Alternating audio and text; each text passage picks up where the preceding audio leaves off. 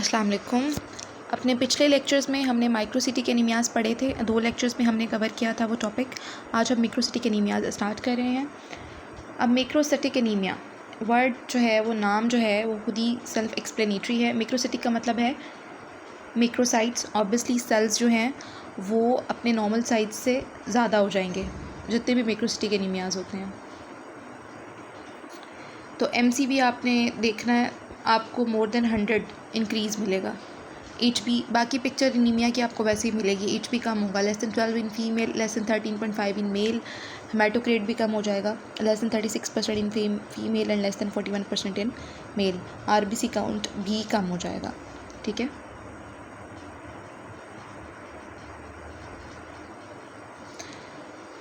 आगे चलते हैं हम। मैक्रोसिटिक एनीमिया की क्लासिफिकेशन देख लेते हैं। ये मेगैलोब्लास्टिक होता है या नॉन मेगैलोब्लास्टिक होता है। ठीक है, अब मेगैलोब्लास्टिक में इसमें या तो DNA की सिंथेसिस डिफेक्टिव होगी या फिर DNA का रिपेयर डिफेक्टिव होगा। अब DNA की सिंथेसिस डिफेक्टिव होती है फोलेट डेफिशिएंसी की वजह से, विटामिन B12 डेफिशिएंसी की वजह से, या फिर ओरोटिक एसिड्यूरिया। हमारे पास जो सबसे ज़्यादा इम्पॉर्टेंट है ना, वो हमने फोलेट डेफिशिएंसी और विटामिन B12 डेफिशिएंसी को ज़्यादा डिटेल में करना है, क्योंकि आपकी बुक्स में भी ज़्यादा डिटेल्स में यही बताए गए हैं और आपके एग्ज़ाम्स के पॉइंट ऑफ व्यू से भी ज़्यादा इम्पॉर्टेंट यही है। अच्छा, इससे पहले कि हम फोलेट डेफिशिएंसी और विटामिन B12 डेफिशिएंसी को अलग अलग डिस्कस करें, हम पहले ये देख लेते हैं कि ये DNA सिंथेसिस में किस तरह से फोलेट और विटामिन B12 अपना रोल जो है वो प्ले करते हैं। जब हम अपनी फूड के थ्रू जो हम फोलेट लेते हैं, फॉलिक एसिड लेते हैं, वो जो है ना पॉलीग्लूटामेट की फॉर्म में होता है। फिर एंटीरोसाइट्स में वो कन्वर्ट हो जाता है आपका मिथाइल टेट्राहाइड्रोफोलेट में, यानी जो ब्लड में जो फॉर्म होती है फॉलिक एसिड की, वो 5 मिथाइल टेट्राहाइड्रोफोलेट होती है। अब ये जो मिथाइल टेट्राहाइड्रोफोलेट है, ये एक्टिव फॉर्म नहीं है। ठीक है, इसको हमने एक्टिव फॉर्म में कन्वर्ट करना होता है। वो फॉर्म फिर आगे DNA सिंथेसिस में यूज़ होती है। इसको एक्टिव फॉर्म में कन्वर्ट करने के लिए हमें विटामिन B12 चाहिए। मिथाइल टेट्राहाइड्रोफोलेट कन्वर्ट होता है टेट्राहाइड्रोफोलेट में। मिथाइल ग्रुप जो है वो होमोसिस्टीन के पास चला जाता है, होमोसिस्टीन मिथियोनिन में कन्वर्ट हो जाता है, और ये सारा रिएक्शन होता है विटामिन B12 की प्रेजेंस में। अगर विटामिन B12 बॉडी में डेफिशिएंट होगा तो फोलेट की एक्टिव फॉर्म हमें नहीं मिलेगी, जो कि टेट्राहाइड्रोफोलेट है, और वो मिथाइल फॉर्म में ट्रैप रहेगा। वो तो यूज़ ही नहीं हो सकती आगे DNA सिंथेसिस के लिए। तो इसलिए विटामिन B12 की डेफिशिएंसी जब होती है, तो चाहे आप फॉलिक एसिड का आपका इंटेक अच्छा है, आप उसे यूटिलाइज़ नहीं कर सकते, तो वो फिर ट्रैप हो जाता है।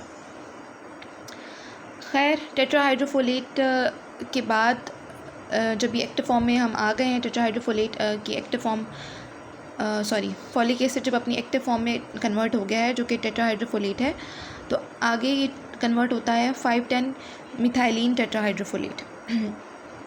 अब 5,10 मिथाइलिन टेट्राहाइड्रोफोलेट जो है, ये मिथाइलिन ग्रुप ट्रांसफ़र करता है टू डीऑक्सीयूरिडीन मोनोफॉस्फेट को, और डीऑक्सीयूरिडीन मोनोफॉस्फेट कन्वर्ट हो जाती है डीऑक्सीथाइमिडीन मोनोफॉस्फेट में।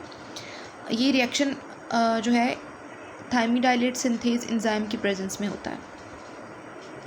DGMP DNA का पार्ट नहीं है।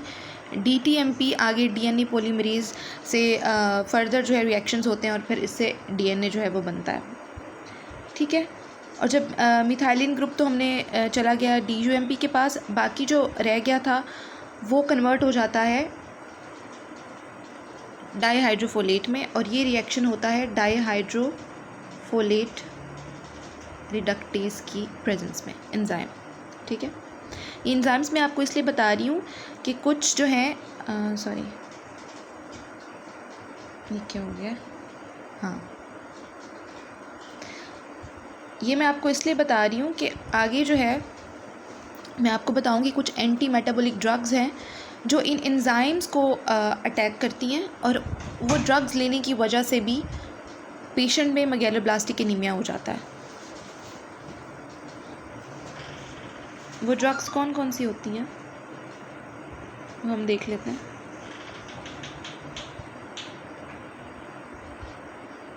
5-फ्लोरोयूरासिल, ये इनहिबिट करती है थायमिडाइलेट सिंथेज को, जो मैंने अभी अभी आपको बताया है। मेथोट्रेक्सेट डाईहाइड्रोफोलेट रिडक्टेज को, ट्राइमेथोप्रिम भी सेम एंजाइम को इनहिबिट करती है। और जो फेनिटोइन है ये इनहिबिट करती है इंटेस्टाइनल कॉन्जुगेज को, यानी ये रिक्वायर्ड होती है हमें फॉलिक एसिड की एब्जॉर्प्शन, इंटेस्टाइनल कॉन्जुगेज जो है ये एंजाइम इन्वॉल्व होता है फॉलिक एसिड की एब्जॉर्प्शन में, और फेनिटोइन इस एंजाइम को इनहिबिट करती है। इसका मतलब है कि ये फॉलिक एसिड को एब्जॉर्ब ही नहीं होने देती, ठीक है, जीआई ट्रैक्ट से।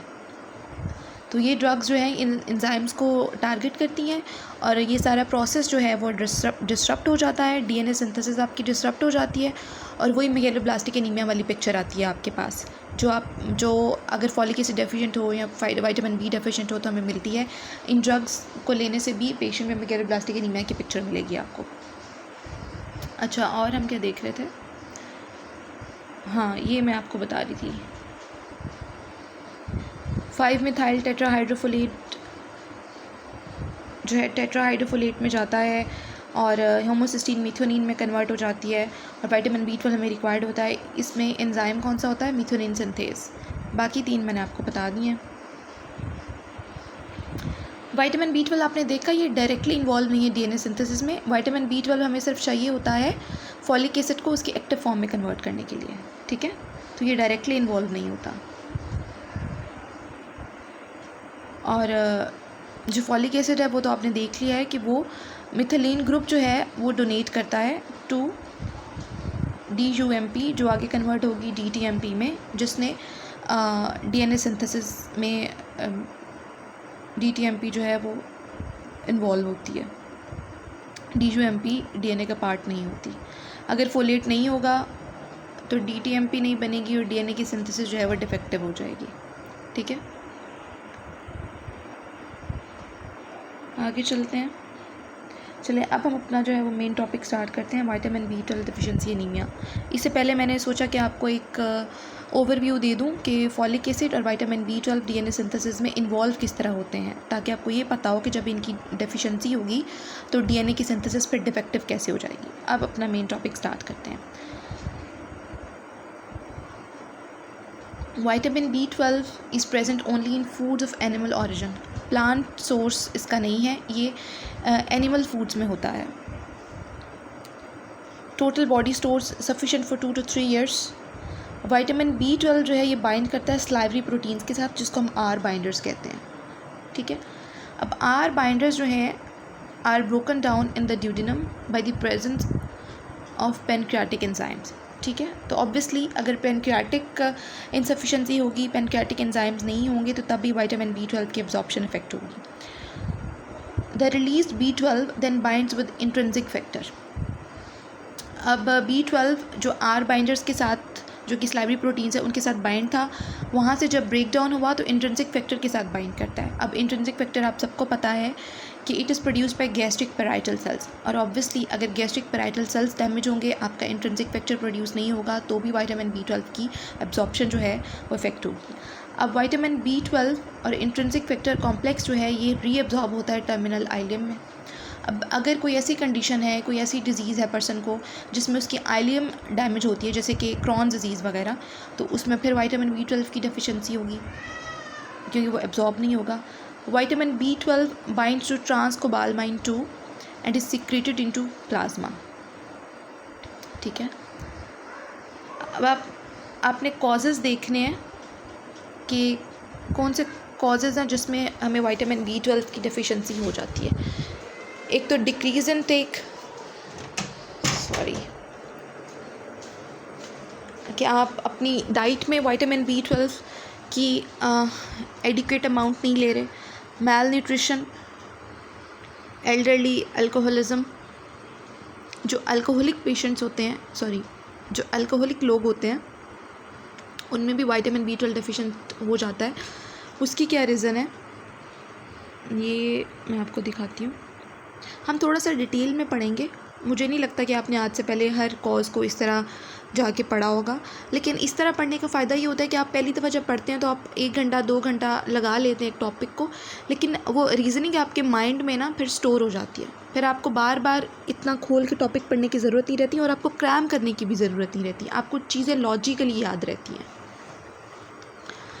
अब अल्कोहल जो है ये इरिटेट करती है और डैमेज करती है गैस्ट्रिक लाइनिंग को, तो ऑब्वियसली पैराइटल सेल्स डैमेज होते हैं, और आपको पता है कि parietal cells intrinsic factor produce करते हैं जो कि रिक्वायर्ड है विटामिन B12 के एब्जॉर्प्शन के लिए। उसके अलावा इंटेस्टाइनल म्यूकोजा भी डैमेज होता है, टर्मिनल आइलम का फंक्शन डिस्टर्ब होगा, मैल एब्जॉर्प्शन ऑफ विटामिन B12, हाँ जी, और लिवर भी डैमेज होता है अल्कोहल की वजह से, और लिवर में विटामिन B12 स्टोर होता है। अगर लिवर डैमेज होगा तो स्टोर्स जो हैं वो आपके विटामिन B12 के वजह डिप्लीट होना शुरू हो जाएंगे। तो इस तरह अल्कोहल जो है वो विटामिन B12 की एब्जॉर्प्शन को अफेक्ट करती है।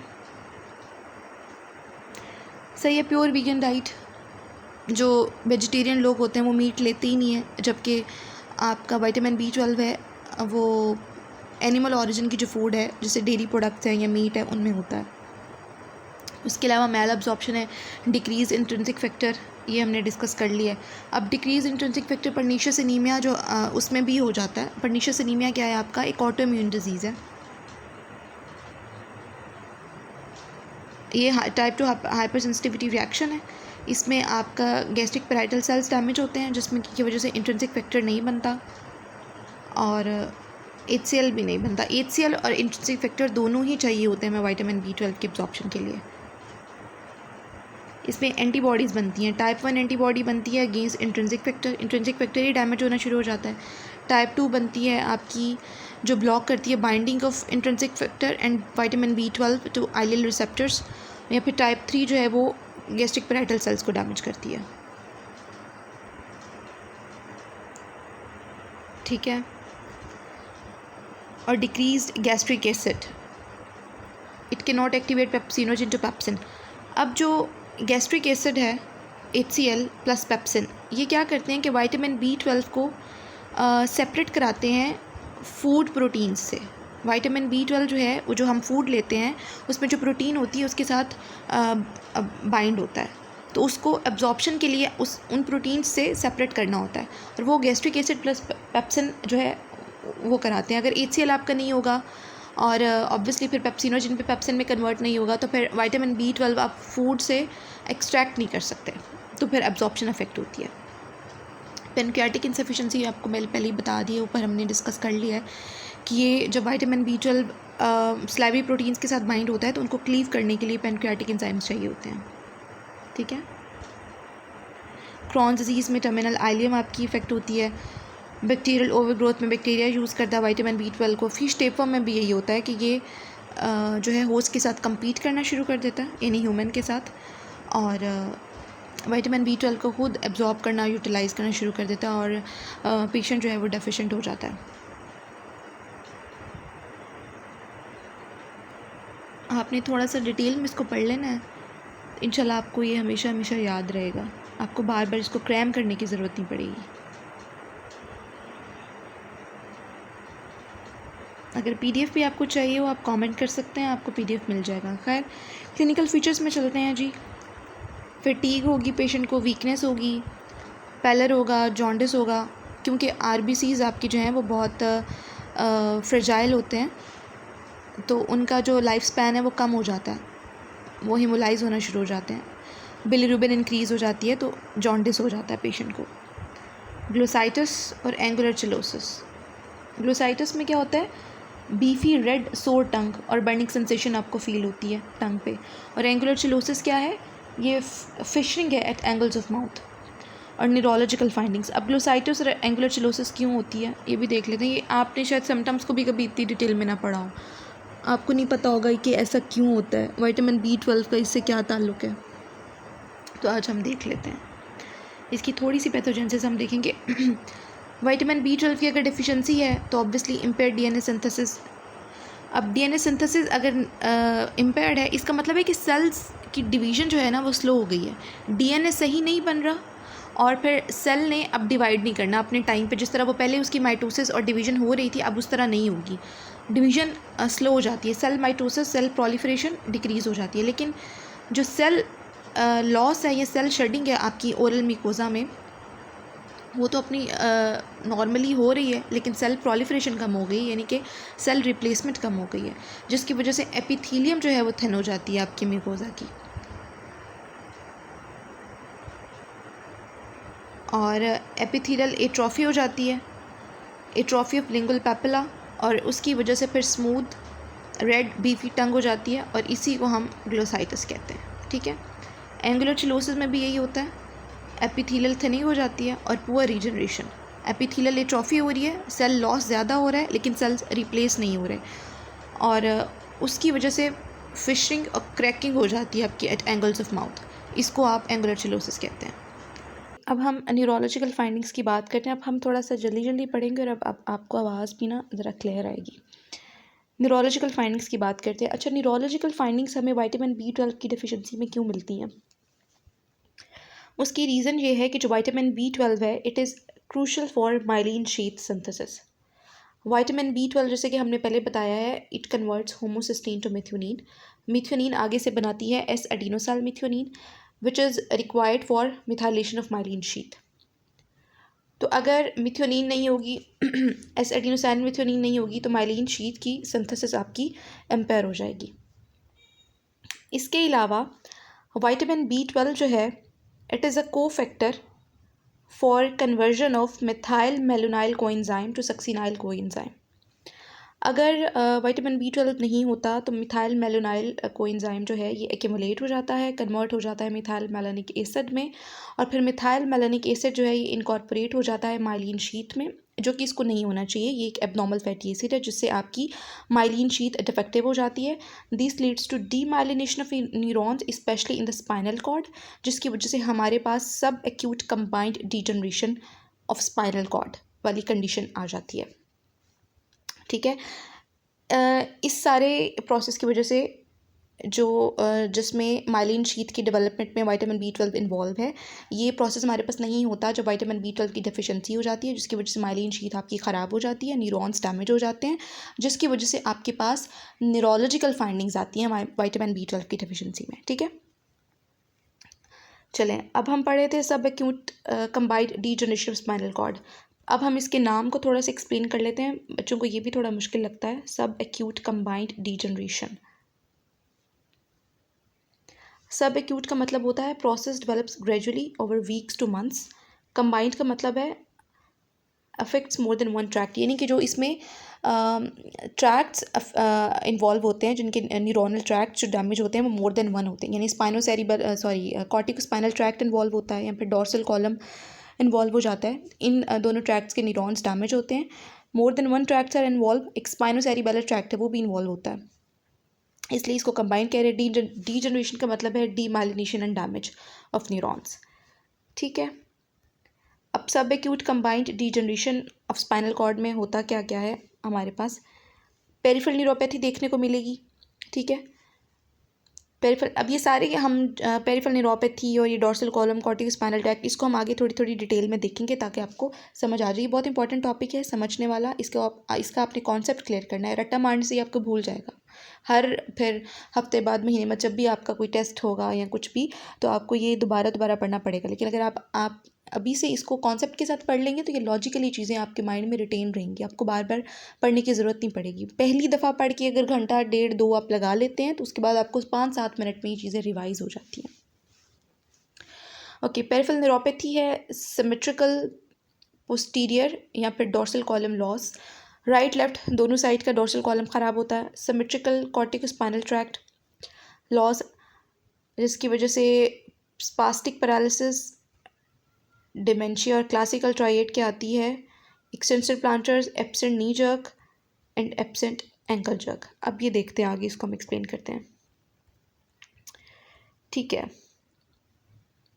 पेरिफेरल न्यूरोपैथी क्यों होती है जी, ये क्या होता है? पेरिफेरल न्यूरोपैथी एक ऐसी कंडीशन है जहाँ पे पेरिफेरल नर्व्स डैमेज होती हैं, the nerves which are outside the brain and the spinal cord.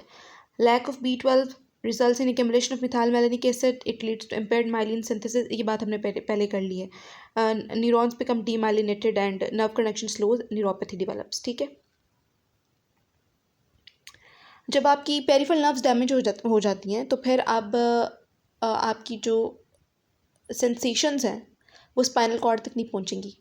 ठीक है, और ना ही मोटर सिग्नल्स आपके स्पाइनल कॉर्ड से आगे डिलीवर होंगे। तो इसके साइंस एंड सिम्टम्स क्या होंगे? Tingling, pins and needle situation हो जाती है, नमनेस फील होती है आपको। ग्लव एंड स्टॉकिंग का मतलब है आपके लेग्स और फोर आर्म्स पे आपको नमनेस फील होगी, इसको ग्लव एंड स्टॉकिंग पैटर्न या डिस्ट्रीब्यूशन कहते हैं। बर्निंग सेंसेशन फील होती है। Loss of vibration sense and position sense, ये आपको इसलिए होता है, आपका डोर्सल कॉलम जो है ना वो ये सेंसेशंस कैरी करता है। Peripheral neuropathy, peripheral nerves damage हो जाती है आपके पेरिफेरी से स्पाइनल कॉर्ड तक ये सेंसेशंस नहीं आ रही, और अगर उधर से आ रही हैं आपकी पेरिफेरल नर्व्स इंटैक्ट हैं तो आगे से आपका डोर्सल कॉलम ख़राब हो गया, जो कि एक सेंसरी पैथवे होता है जो स्पाइनल कॉर्ड से ब्रेन तक आपके सेंसरी सिग्नल्स लेकर जाता है। अगर वो ख़राब हो जाएगा तो स्पाइनल कॉर्ड से ब्रेन तक फिर ये सेंसेस नहीं पहुँचती, तो आप तो बहरहाल दोनों ही सूरतों में परसीव नहीं कर सकते हैं।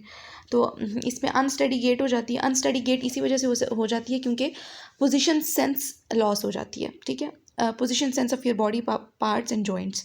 तो फिर आप इंसान सीधा तो नहीं, सही तो नहीं चल सकता, specially when the eyes are closed, ठीक है। अगर आइज़ ओपन है तो विजन उसके लिए कंपनसेट करते हैं, या आपका वेस्टिबुलर सिस्टम इंटैक्ट है, क्योंकि आपका जो बैलेंस होता है ये इन 3 चीज़ों पे डिपेंड करता है, विजन पे, वेस्टिबुलर सिस्टम पे, और आपकी जो है ये हम क्या पढ़े हैं, पोजीशन सेंस पे।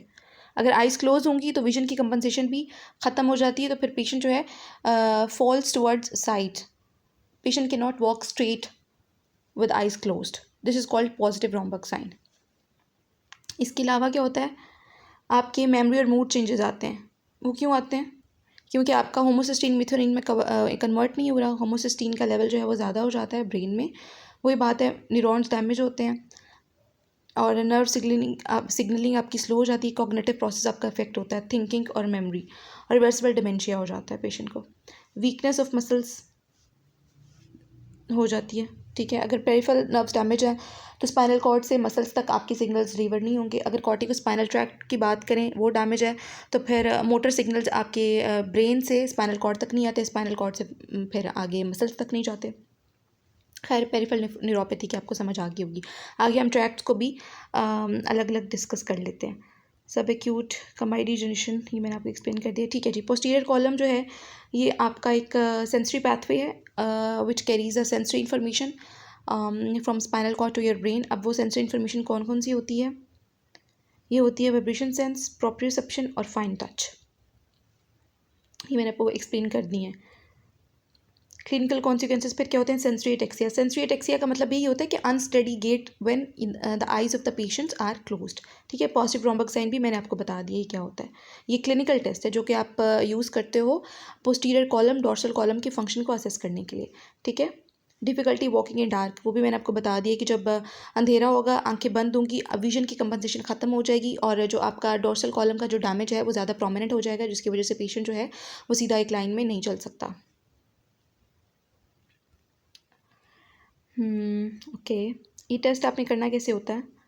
Ask patient to stand with feet together, first with eyes open stable, then ask the patient to close eyes, patient start swaying और falls, this is the positive Romberg sign, ठीक है। अब corticospinal tract जब damage होता है, ये एक motor pathway है which carries signals from cerebral cortex to spinal cord that controls voluntary movements, ठीक है। आपकी मसल की movements, fine skilled movements, hands and fingers. अच्छा, कॉर्टिकोस्पाइनल ट्रैक्ट ये अपर मोटर न्यूरोनल पाथवे है, तो अगर ये डैमेज होता है तो हम इसको कहते हैं कि अपर मोटर न्यूरॉन का लीजन है। अब इसके लिए ना पहले आप ये एक फिगर देखें, कॉर्टिकोस्पाइनल ट्रैक्ट करता क्या क्या है। कॉर्टिकोस्पाइनल ट्रैक्ट जब इंटैक्ट होता है ना तो इसने 2 काम करने होते हैं। 2 काम हम यहाँ पे जो है ना इसके डिस्कस करते हैं। एक तो ये इनहिबिट करता है प्रिमिटिव रिफ्लेक्सेस को, जिसमें से अभी जो हम एक पढ़ेंगे हम उसी को डिस्कस कर लेते हैं। Plantar reflex, plantar reflex adults में जो होता है ये वो फ्लेक्सर होता है, एक्सटेंसर प्लांटर रिफ्लेक्स नहीं होता। उसका क्या मतलब है कि जब आप सोल ऑफ द फुट को स्ट्रोक करते हैं ना तो आपका जो बिग टो है ना वो डाउनवर्ड मूव करता है और बाकी टोज जो हैं वो इनवर्ड डायरेक्शन में मूव करते हैं, कर्ल हो जाते हैं थोड़े से, ठीक है। अब ये नॉर्मल प्लांटर रिफ्लेक्स है एडल्ट्स में, बच्चों में ऐसा नहीं होता up to 6 months of age. उनमें जो प्लांटर रिफ्लेक्स है वो एक्सटेंसर होता है, इसको हम प्रिमिटिव रिफ्लेक्स कहते हैं, ठीक है। अब ये बच्चों में ऐसा इसलिए होता है क्योंकि उनमें कॉर्टिकोस्पाइनल ट्रैक्ट अभी डेवलप नहीं हुआ होता। जब कॉर्टिकोस्पाइनल ट्रैक्ट डेवलप हो जाता है तो ये प्रिमिटिव रिफ्लेक्स ख़त्म हो जाता है और उनमें यही नॉर्मल जो हमने अभी पढ़ा है एडल्ट्स में फ्लेक्सर प्लांटर रिफ्लेक्स हो जाता है, ठीक है।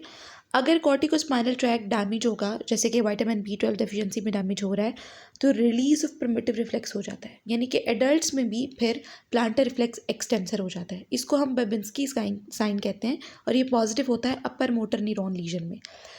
अपर मोटर न्यूरॉन लीजन हम इसको क्यों कह रहे हैं, क्योंकि corticospinal tract upper motor neuronal pathway है, ठीक है। दूसरा काम कॉर्टिकोस्पाइनल ट्रैक्ट कौन सा करता है कि ये इनहिबिट करता है गैमा न्यूरॉन्स को। गैमा न्यूरॉन्स क्या करते हैं, ये इनर्वेट करते हैं मसल स्पंडल को।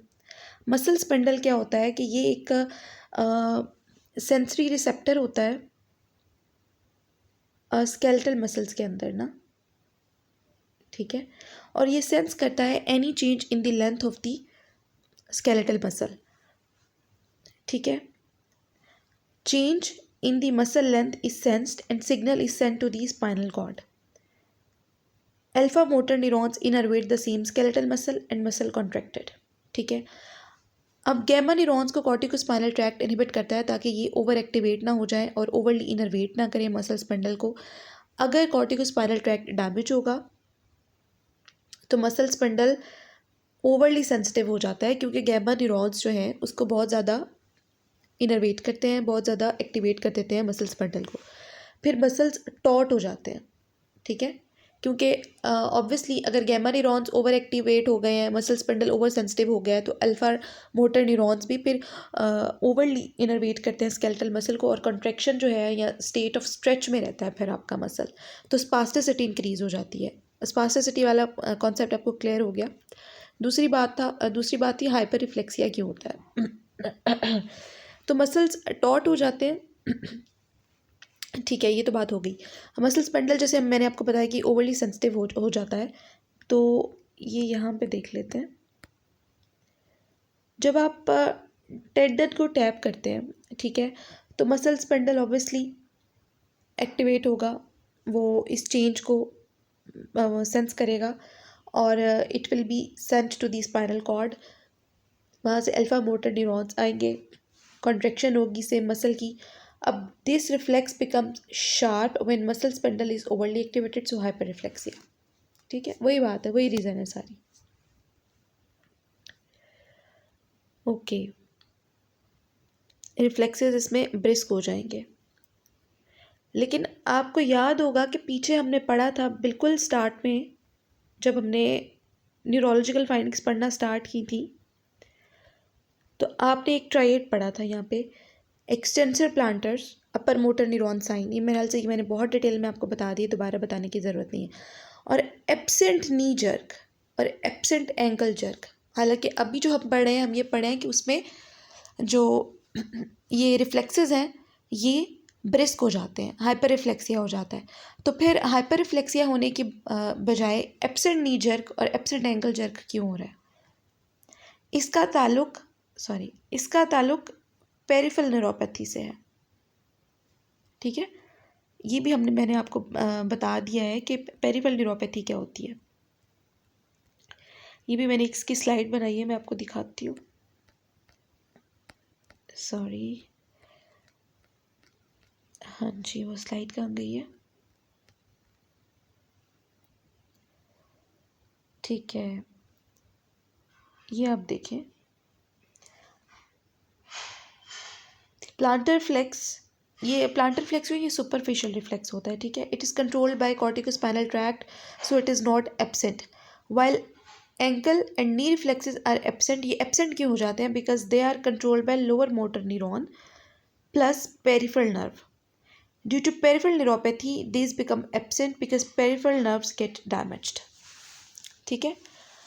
इनकी जो रिफ्लेक्स आर्क होती है एंकल जर्क की और नी जर्क की, इनमें पेरिफेरल नर्व्स इन्वॉल्व होती हैं और पेरिफेरल नर्व्स डैमेज हो जाती हैं, इसकी वजह से ये रिफ्लेक्सेस एब्सेंट हो जाते हैं, ठीक है। इनमें सिर्फ कॉर्टिकोस्पाइनल ट्रैक्ट इन्वॉल्व नहीं है, इसमें पेरिफेरल नर्व्स भी इन्वॉल्व होती हैं, वो डैमेज हो जाती हैं, तो इसकी वजह से हाइपर रिफ्लेक्सिया होने के बावजूद की बजाय ये जो रिफ्लेक्सेस हैं ये एब्सेंट हो जाते हैं। ये बिल्कुल लेट स्टेजेस में जाके होता है। अगर आप बिल्कुल डिजीज़ के स्टार्ट में देखें, जहाँ पे अभी पेरिफेरल न्यूरोपैथी डेवलप नहीं हुई भी, तो तब हाइपर रिफ्लेक्सिया ही होगा, ठीक है। और पेरिफेरल नर्व जो होती है ना, वो पेरिफेरी से ही पहले डैमेज होना शुरू होती हैं, तो पहले जो एंकल जर्क होता है ना, पहले वो एब्सेंट होता है, ठीक है। Okay, I hope I am clear. If still there is any confusion you can comment, तो हम उस टॉपिक को दोबारा देख लेंगे. चलें एक दफ़ा ये पढ़ लेते हैं स्लाइड. वैसे मैंने आपको एक्सप्लेन कर दिया. Hyperreflexia and spasticity occur because upper motor neuron which is a corticospinal tract normally inhibit spinal reflexes and regulate gamma motor neurons. When the tract is damaged, inhibitory control is lost. Gamma motor neurons become overactive, keeping muscle spindle taut and highly sensitive.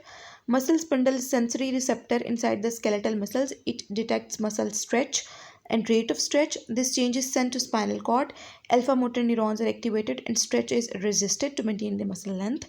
When inhibitory control over gamma motor neurons is lost, stretch reflexes are exaggerated. So even minor muscle stretch results in the activation of alpha motor neurons and muscle contraction. Muscle becomes spastic and hyperactive.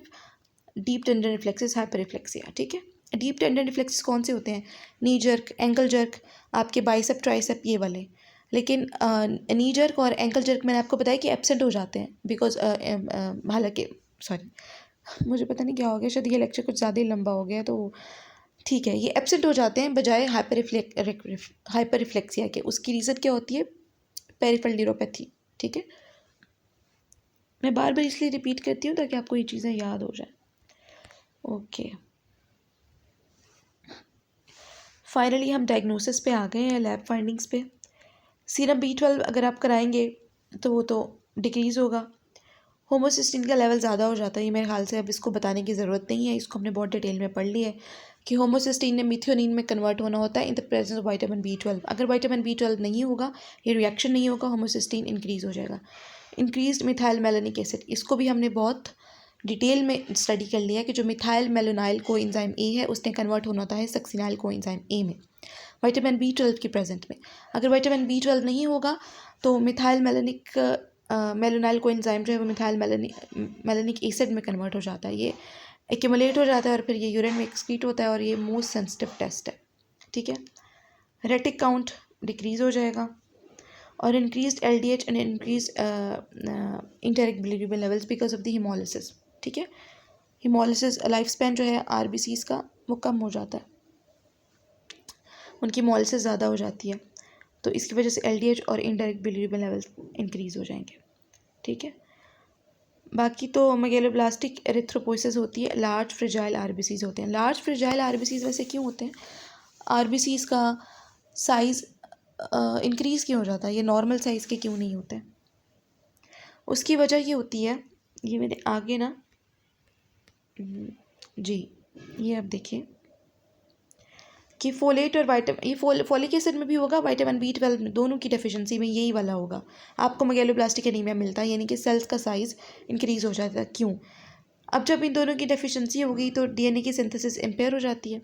DNA की synthesis जब empire हो जाती है तो इसका मतलब है कि न्यूक्लियर की मैच्योरेशन डिले हो जाती है, यानी कि इम्पेयर DNA सही बना नहीं है तो वो प्रिवेंट करता है क्रोमेटिन की कंडेंसेशन को और डिवीजन को. ठीक है, क्रोमेटिन कंडेंस नहीं होगा और सेल जो है वो डिवाइड नहीं करेगा अपने टाइम पे, सेल की डिवीजन डिले हो जाती है. जबकि साइटोप्लाज्म का इस चीज़ से कोई ताल्लुक नहीं है. साइटोप्लाज्म मेच्योर होता है अपनी पेस पे नॉर्मली और वो कीप्स इंक्रीजिंग इन साइज़, वो तो इंक्रीज़ होता रहेगा. ठीक है, वो इसलिए होता रहेगा, वो ज़्यादा इंक्रीज़ इसलिए हो जाता है क्योंकि न्यूक्लियर मैच्योरेशन डिले हो गई है ना, न्यूक्लियस ज़्यादा टाइम ले रहा है मैच्योर होने में और डिवाइड होने में, तो साइटोप्लाज्म को फिर इंक्रीज़ उसका अपना साइज़ में इंक्रीज़ होने के लिए ज़्यादा टाइम मिल रहा है और इस वजह से सेल के साइज़ जो है वो इंक्रीज़ हो जाता है, तो मैक्रोसाइट्स मिलते हैं हमें. ठीक है, दूसरी तरफ न्यूट्रोफिल्स में हमें हाइपर सेगमेंटेशन मिलती है. ठीक है, as these cells try to mature despite defective DNA, nucleus becomes fragile and hypersegmented. ठीक है, तो ये स्ट्रक्चरल चेंज आ जाता है इस सारे मैच्योरेशन, न्यूक्लियर मैच्योरेशन डिले की वजह से.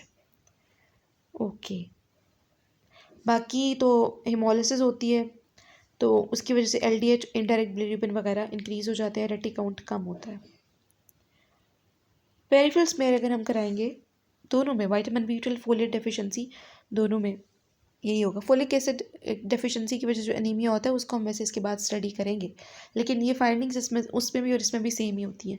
क्या फाइंडिंग्स होंगी जी? पैनसाइटोपिनिया, क्योंकि ऑल माइलॉइड लीनिएजेस आर इफेक्टेड. ठीक है, सारे सेल्स को का जो DNA जो बनता है उसके लिए फॉलिक एसिड रिक्वायर है, तो सारे सेल्स इफेक्ट होंगे। एनाइसोसाइटोसिस, सेल की जो साइजेस हैं वो डिफरेंट होते हैं, जिसकी वजह से RDW भी इंक्रीज़ हो जाती है। अब ये ऐसा क्यों होता है, अगर आपको नहीं पता तो मैंने पीछे जो माइक्रोसिटिक एनीमियास पढ़ा है उसमें मैंने बहुत डिटेल से ये बताया कि RDW क्या होती है, ये इंक्रीज़ क्यों होती है, किस किस एनीमिया में इंक्रीज़ होती है, एनाइसोसाइटोसिस इसका क्या ताल्लुक है। आप वो वीडियो जाके देख सकते हैं। ओके, मैक्रोवेलोसाइट्स RBCs, ये सॉरी माइक्रोसिटिक नहीं, मैक्रोसिटिक होना चाहिए यहाँ पे। हाइपर सेगमेंटेड न्यूट्रोफिल्स, मेरो हाइपरप्लेजिया होगा ड्यू टू इंक्रीज एरिथ्रोपोइटिन और डिक्रीज रेटिक काउंट। इसमें ऐसी कोई बात नहीं है, ये बहुत सिंपल बातें हैं। Okay, unlike vitamin B12 deficiency, जो फॉलिक एसिड की डेफिशिएंसी होती है उसमें न्यूरोलॉजिकल सिम्टम्स नहीं होते। उसकी रीज़न क्या है कि जो हमने रिएक्शन पढ़ा था, मिथाइल मेनोलाइल कोएंजाइम ए ने सक्सिनाइल कोएंजाइम ए में कन्वर्ट होना होता है, जो कि विटामिन B12 की डेफिशिएंसी में नहीं होता।